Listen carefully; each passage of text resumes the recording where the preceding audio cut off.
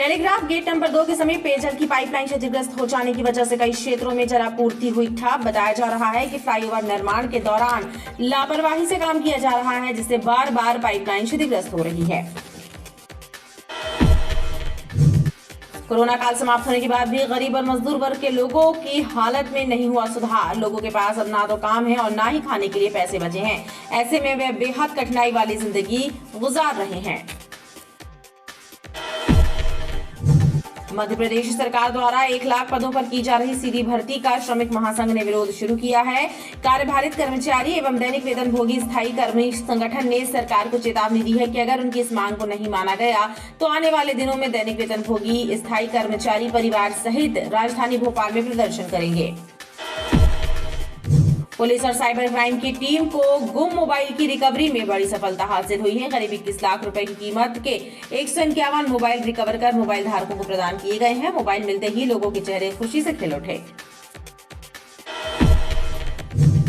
गांव की चरनोई भूमि, तालाबों और शमशान घाट की भूमि को संरक्षित करने के लिए पब्लिक लैंड प्रोटेक्शन सेल बनाए जाने की मांग जोर पकड़ने लगी है। नागरिक उपभोक्ता मार्गदर्शक मंच के सदस्यों ने कलेक्टर सौरभ कुमार सुमन से मुलाकात कर बताया कि कोर्ट ने प्रदेश सरकार को निर्देश दिए हैं कि पब्लिक लैंड प्रोटेक्शन सेल का गठन किया जाए। गिरिराज किशोर कपूर वार्ड के अंतर्गत शक्तिनगर में जेडीए के खाली मैदान में शादी एवं अन्य मांगलिक कार्यक्रमों के लिए लोगों से 5-5 हजार रुपए की वसूली की जा रही है। इस संबंध में क्षेत्रीय निवासियों और जनप्रतिनिधियों ने जबलपुर विकास प्राधिकरण के मुख्य कार्यपालन अधिकारी को एक शिकायत पत्र सौंपा है। गोरखपुर आदि शंकराचार्य चौराहे से अतिक्रमण को हटाने के लिए नगर निगम ने ताबड़तोड़ कार्यवाही की। इस कार्यवाही के दौरान 1 दर्जन से ज्यादा ठेले टपरे जब्त किए गए। इस कार्यवाही के चलते क्षेत्र में हड़कंप मचा रहा। जिला प्रशासन और नगर निगम द्वारा गोरखपुर शंकराचार्य चौराहे पर की गई अतिक्रमण विरोधी कार्यवाही के बाद भाजपा कार्यकर्ताओं एवं सब्जी विक्रेताओं ने नगर निगम में प्रदर्शन किया। साथ ही दुकानें लगाने के लिए उचित स्थान की मांग की। विरोध प्रदर्शन के चलते नगर निगम मुख्यालय में देर तक हंगामा मचा रहा। बरेला थाना क्षेत्र मनेरी रोड पर बाइक सवार 2 युवकों को अज्ञात वाहन ने टक्कर मार दी। इस सड़क दुर्घटना में एक युवक की मौके पर ही मौत हो गई, जबकि दूसरा युवक गंभीर रूप से घायल है, जिसे इलाज के लिए मेडिकल अस्पताल भिजवाया गया है। ठंड की दस्तक के साथ ही लोग मौसमी बीमारियों की चपेट में आ रहे हैं। अस्पतालों की ओपीडी में सर्दी जुकाम और वायरल फीवर के मरीजों की संख्या भी तेजी से बढ़ रही है। विशेषज्ञों की माने तो इस मौसम में लोगों को सावधानियां बरतनी चाहिए। खासतौर पर हृदय रोग, ब्लड प्रेशर और दमा के मरीजों को सेहत के प्रति सावधान रहना जरूरी है। नमस्कार, स्वागत है आपका बीटीवी न्यूज में। आपके साथ मैं हूं सना और आइए खबरों की शुरुआत से पहले एक नजर डाल लेते हैं हेडलाइंस पर।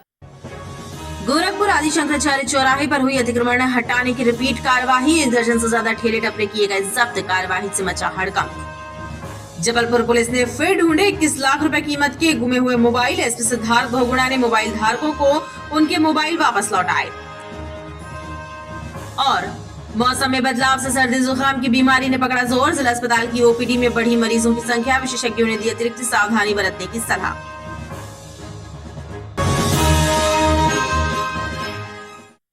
टेलीग्राम गेट नंबर 2 के समीप पेयजल की पाइपलाइन क्षतिग्रस्त हो जाने की वजह से कई क्षेत्रों में जलापूर्ति ठप हो गई है। बताया जा रहा है कि फ्लाईओवर निर्माण के दौरान लापरवाही से काम किया जा रहा है, जिससे बार बार पाइपलाइन क्षतिग्रस्त हो रही है।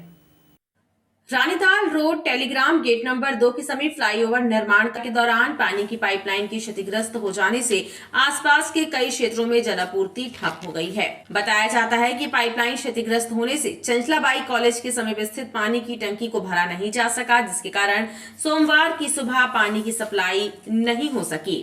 ऐसे में लोगों को परेशानियों का सामना करना पड़ रहा है। आम जनता का कहना है कि पाइपलाइन क्षतिग्रस्त होने से एक तरफ पानी की दिक्कतें उठानी पड़ रही है, तो वहीं दूसरी तरफ हजारों गैलन पानी व्यर्थ बह रहा है। 2-3 दिन से लाइन फूटी है और सुधर है नहीं रही है और वो पानी बंद नहीं हो रहा अभी तक। अब पूरा पानी का नाले में जा रहा है। नाले में जा रहा। तो इससे क्या परेशानी हो रही लोगों को? पानी नहीं मिल रहा। आए दिन इसी तरह की दिक्कत हो रही है। 3-4 महीने से झेल रहे हैं। नगर निगम जल विभाग के अधिकारियों का कहना है कि फ्लाईओवर कार्य में ठेकेदार द्वारा लगातार लापरवाही बरती जा रही है, जिससे पानी की पाइपलाइन क्षतिग्रस्त हो रही है। नगर निगम द्वारा सुधार कार्य शुरू कर दिया गया है ताकि जल्द से जल्द आपूर्ति को बहाल किया जा सके। कोरोना काल समाप्त होने के बाद भी गरीब और मजदूर वर्ग के लोगों की हालत में सुधार नहीं हुआ है। लोगों के पास अब ना तो काम है और ना ही खाने के लिए पैसे बचे हैं। ऐसे में वो बेहद कठिनाई वाली जिंदगी जीने को मजबूर हैं। हालात ये है कि भीषण महंगाई में उनका जीवन गुजरना बेहद मुसीबतों भरा है। सरकार की तरफ से मजदूर और गरीब वर्ग को राशन तो दिया जा रहा है, लेकिन वह परिवार के लिए पूरा नहीं पड़ रहा है। कोरोना काल ने हर किसी को झकझोर कर रख दिया। सबसे ज्यादा परेशान मजदूर वर्ग के लोग थे, लेकिन कोरोना काल की समाप्ति के बाद भी दिहाड़ी मजदूरों की परेशानियां कम होने का नाम नहीं ले रही हैं। प्रतिदिन रोजी रोटी की तलाश में घरों से निकलने वाले मजदूर विभिन्न स्थानों पर खड़े होते हैं, मगर अब उन्हें काम मिलना बंद हो गया है। ऐसे में अब ना तो उनके पास खाने के लिए पैसे बचे हैं और ना ही भीषण महंगाई से लड़ पाने की ताकत। कामकाज को लेकर मजदूर अब भी परेशान हैं। काम ना मिलने से दिहाड़ी मजदूरों के सामने एक गंभीर आर्थिक संकट पैदा हो गया है। दिहाड़ी मजदूर प्रतिदिन काम के लिए शहर में आते हैं, लेकिन काम ना मिलने से उन्हें बेरंग वापस लौटना पड़ रहा है। भी काम वाम करवा लेता रहा, अब वो भी नहीं करवा पाता। क्या करें, इतनी महंगाई है, मटेरियल महंगा। और क्या। कितने बजे तक बैठे रहते हो आप लोग? हम लोग तो नहीं 10 बजे रात तक बैठे रहते हैं। हम लोग लोडिंग का काम करते हैं, लोडिंग अनलोडिंग का। बहुत लेबर है तो अब सब बैठे रहते हैं। बेरोजगारी की है, बेरोजगारी है जी। काम वगैरह कितने दिन में मिल जाता है, कितने दिन में मिलता है? हफ्ते में मतलब 6 दिन में 2-3 दिन मिल जाता है, फिर बैठे। मटेरियल भी महंगा है और उसके बाद मकान मालिक भी कम रेट दे रहे हैं मजदूरी के लिए। कितना रेट देते हैं अगर मान लो आप लोग? 350 रुपये बताते, इसलिए लेबर नहीं जाती। राशन पानी सब महंगा है।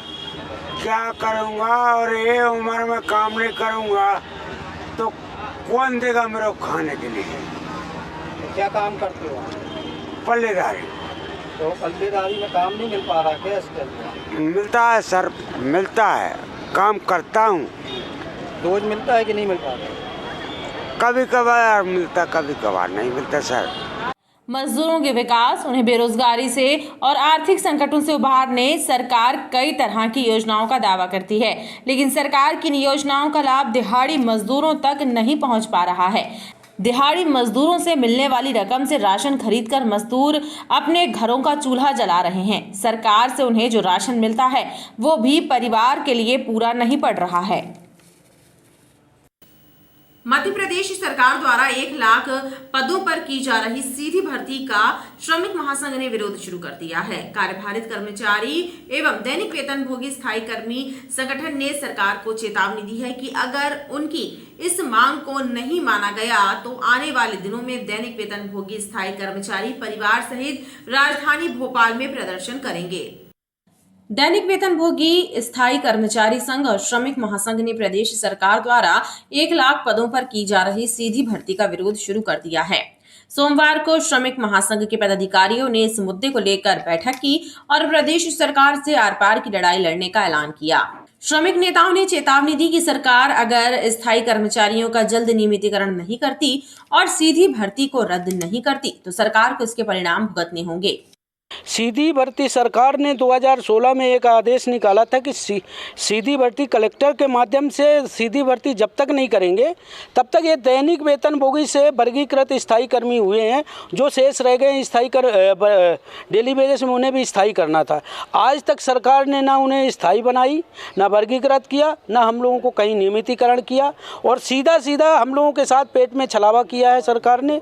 और 1 लाख पद सीधे भर्ती करने जा रही है। हम लोगों ने उस विषय पे आज एक बैठक कर रहे। बैठक में ये निर्णय लेंगे कि यदि सरकार सीधी भर्ती करेगी तो हम लोग सड़कों पे आएंगे, सड़कों पे आके रोडों पे जाएंगे और कलेक्टर को ज्ञापन देंगे। कलेक्टर के ज्ञापन के बाद भी नहीं मानेगी तो हम लोग आगामी रणनीति बना के भोपाल में एक धरना प्रदर्शन करेंगे और परिवार के साथ प्रदर्शन करेंगे। दैनिक वेतनभोगी स्थायी कर्मी बनाया शासन ने, इनको हर 6 महीने में विभागों में रिक्त पदों पर इनको नियमित करना था। वो कमेटी बनी थी और शासन ने कमेटी बनाई उनको और रिक्त पदों पर नियमित नहीं किया और शासन अलग से जो 1 लाख पद भरने जा रही है उस पर हम लोग उसका विरोध करते हैं, और अगर सरकार उसको कैंसिल नहीं करती है तो हम लोग उसका बहुत जोरदार विरोध करेंगे। श्रमिक महासंघ ने इस मुद्दे को लेकर पहले जिला कलेक्टरों को ज्ञापन देने और फिर राजधानी भोपाल में परिवार सहित प्रदर्शन करने की चेतावनी भी दी है।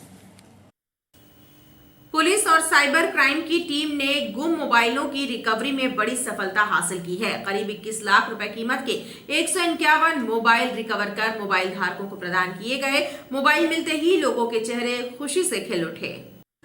गुमे हुए 151 मोबाइल, जिनकी अनुमानित कीमत करीब 21 लाख रुपए है, तलाश कर मोबाइल धारकों को जबलपुर पुलिस द्वारा प्रदान किए गए। पुलिस कप्तान सिद्धार्थ बहुगुणा ने बताया कि पुलिस और साइबर क्राइम की टीम ने इन मोबाइलों को तलाशने में बड़ी मशक्कत की। पुलिस कप्तान ने मोबाइल धारकों को मोबाइल प्रदान किए। अपना मोबाइल पाते ही लोगों के चेहरे खुशी से खिल उठे। कुमार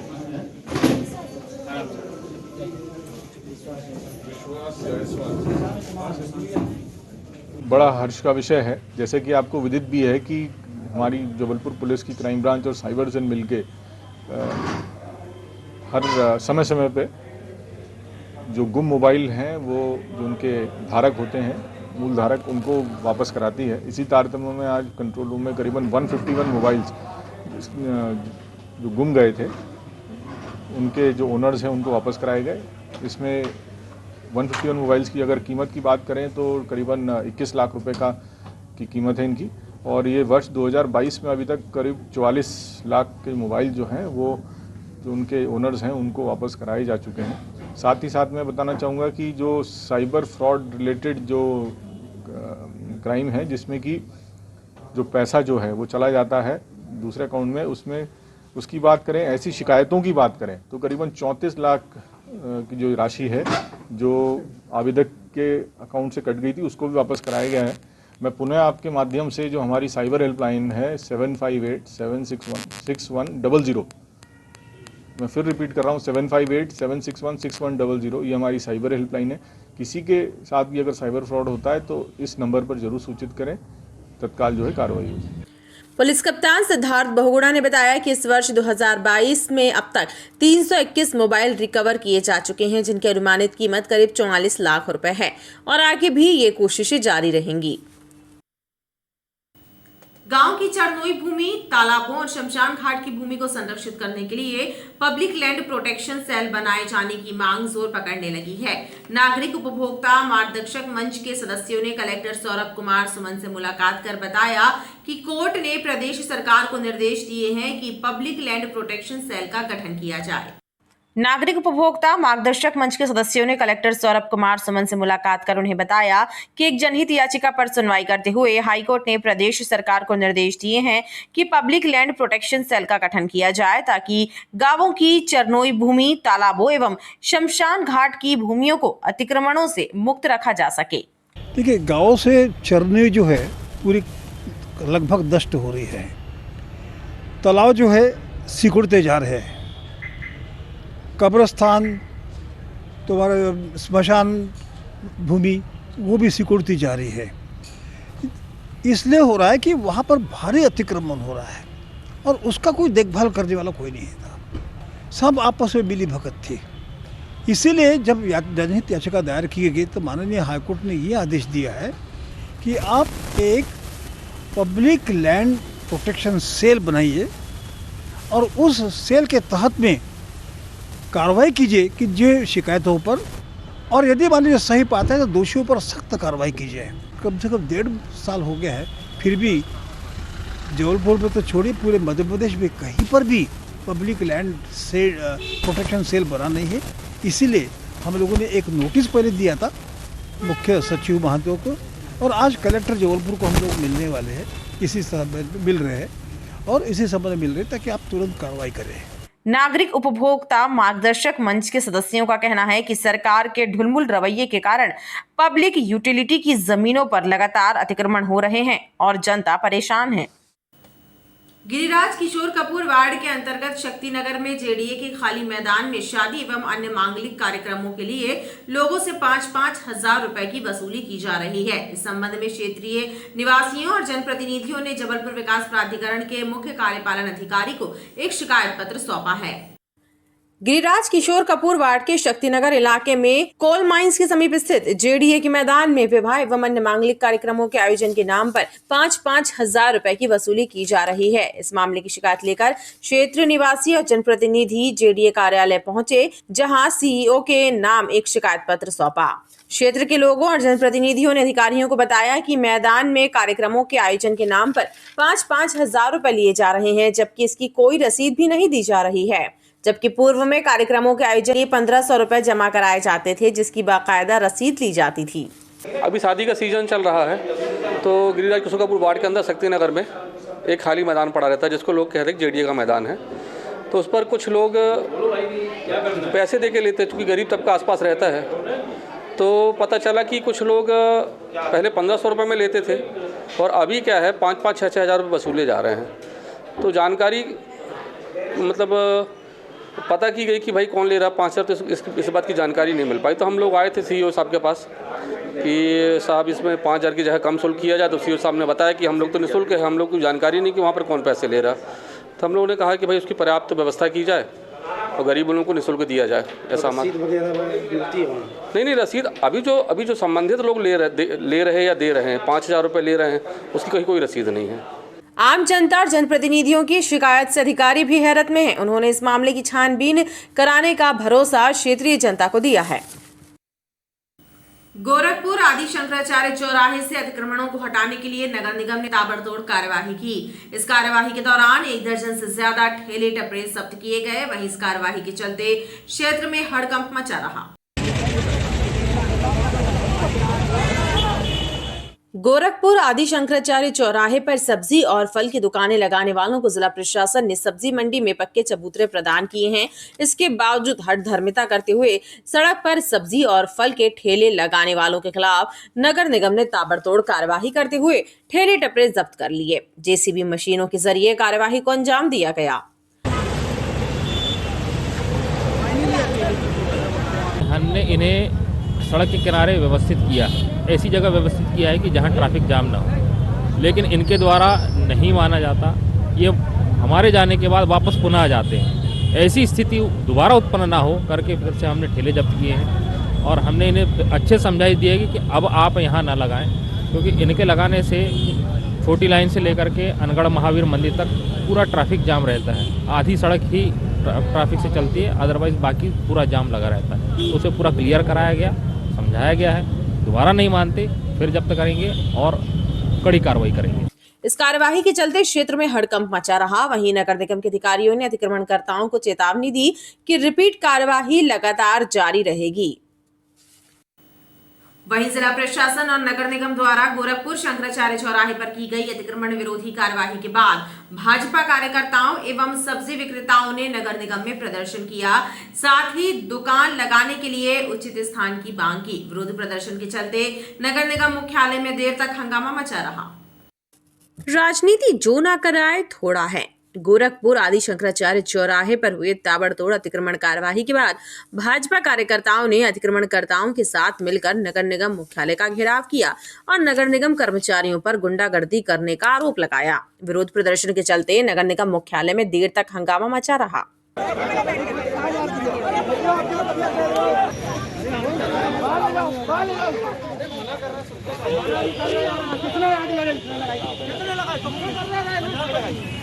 बंद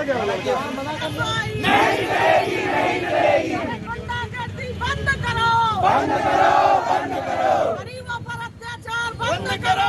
नहीं सहेंगे, नहीं सहेंगे, नहीं सहेंगे। तो लड़ाई है, आगे और लड़ाई है। नगर निगम हाय हाय, हाय हाय हाय, होश में आओ, होश में आओ। मैं लैया का खजूर पेठा का लैया का ठेला लगाता हूँ। पूरा सामान फेंक के ठेला उठा के ले गए, पैसे भी वहाँ थे 2-2.5 हज़ार, वो ही पता नहीं कौन ले गया। ये यहीं पे नरेंद्र के आगे थोड़ी जाके अवस्थी कंपाउंड के सामने है।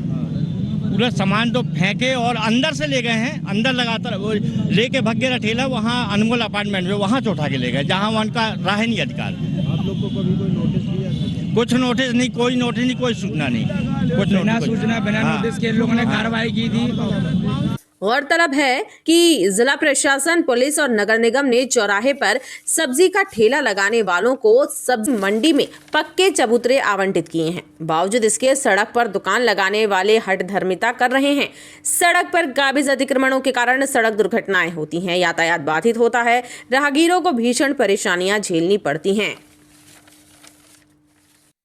बरेला थाना क्षेत्र मनेरी रोड पर बाइक सवार 2 युवकों को अज्ञात वाहन ने टक्कर मार दी। इस सड़क दुर्घटना में एक युवक की मौके पर ही मौत हो गई, जबकि दूसरा युवक गंभीर रूप से घायल हुआ है, जिसे इलाज के लिए मेडिकल अस्पताल भिजवाया गया है। घटना की जानकारी लगते ही बरेला थाना पुलिस मौके पर पहुंच गई थी। पुलिस ने प्रकरण दर्ज कर जांच शुरू कर दी है। बरेला थाना पुलिस ने जानकारी देते हुए बताया कि हिनौतिया निवासी ऋषभ सिंह ठाकुर आकाश पटेल को अज्ञात वाहन ने टक्कर मारी थी। इस घटना में ऋषभ ठाकुर की मौत हुई, वहीं घायल आकाश को अस्पताल में भर्ती कराया गया है। पुलिस वाहन चालक की तलाश कर रही है। थाना बरेला में कल रात्रि में एक एक्सीडेंट की घटना घटित हुई है मनेरी रोड पे। इसमें जैसे ही पुलिस को सूचना मिली, पुलिस तत्काल मौके पे पहुंची है। इसमें एक अज्ञात वाहन के द्वारा 2 बाइक चालकों का एक्सीडेंट किया गया है, जिसमें मौके पर एक व्यक्ति का डेथ हुआ है और दूसरा अभी इंजर्ड है, जो हॉस्पिटलाइज है, जिसका ट्रीटमेंट चालू है। इसमें अपराध पंजीबद्ध किया जा चुका है और आरोपी की तलाश जारी है और अज्ञात वाहन की भी तलाश जारी है। दोनों जो मोटरसाइकिल सवार थे, ये हिनौतिया गांव के रहने वाले हैं। ये धनपुरी मनेरी साइड से अपने गांव की ओर आ रहे थे। उसी समय ये रात में दुर्घटना घटित हुई है और इसमें इन्वेस्टिगेशन प्रॉपर जारी है। जल्दी हम अज्ञात वाहन और आरोपी का पता लगा पाएंगे। ठंड की दस्तक के साथ ही लोग मौसमी बीमारियों की चपेट में आ रहे हैं। अस्पतालों की ओपीडी में सर्दी, जुकाम और वायरल फीवर के मरीजों की संख्या भी तेजी से बढ़ रही है। विशेषज्ञों की माने तो इस मौसम में लोगों को सावधानी बरतनी चाहिए। खासतौर पर हृदय रोग, ब्लड प्रेशर और दमा के मरीजों को सेहत के प्रति सावधान रहना जरूरी है। ठंड की दस्तक और मौसम में हुए बदलाव का असर लोगों के स्वास्थ्य पर पड़ रहा है। लोग मौसमी बीमारियों, खासतौर पर सर्दी, जुकाम, खांसी और वायरल फीवर की चपेट में आ रहे हैं। अस्पतालों की ओपीडी में सर्दी, जुकाम, बुखार के मरीजों की संख्या तेजी से बढ़ने लगी है। विशेषज्ञों का कहना है कि आमतौर पर माना जाता है कि इस सीजन में जो बदलाव होता है, उसके चलते सर्दी, जुकाम का खतरा बढ़ जाता है। वहीं इस सीजन में दमा, हृदय रोग और ब्लड प्रेशर के मरीजों को भी अतिरिक्त सावधानी बरतने की जरूरत होती है। इसके अलावा चिकित्सकों की सलाह लेकर ही दवाओं का सेवन शुरू करना चाहिए। अभी सर्दी खांसी के साधारण पेशेंट आ रहे हैं। जो सीज़न जो है हेल्दी सीज़न है, तो बाकी जो पेशेंट्स होते हैं वो समय तो रहते हैं। हार्ट के पेशेंट हैं, दमा के पेशेंट हैं, ये डायबिटीज़ के हैं, ये तो आते रहते हैं। लेकिन स्पेसिफिक ये हेल्दी सीज़न कहलाता है नवंबर, दिसंबर, जनवरी। तो इस समय अभी जो है सीज़न वाले पेशेंट्स नहीं आते हैं, लेकिन सर्दी खांसी ठंड के कारण आ सकते हैं, वो आ भी रहे। इलाज की व्यवस्था है और जांच की भी व्यवस्था है। इस मौसम में मलेरिया और डेंगू का खतरा भी बढ़ जाता है। हालांकि अभी जिला अस्पताल में डेंगू का कोई केस रिपोर्ट नहीं हुआ है, लेकिन डॉक्टर्स का कहना है कि इस बीमारी के प्रति लोगों को जागरूक रहने की जरूरत है। खबरों का सिलसिला लगातार जारी रहेगा। आप देखते रहिए BTV न्यूज़।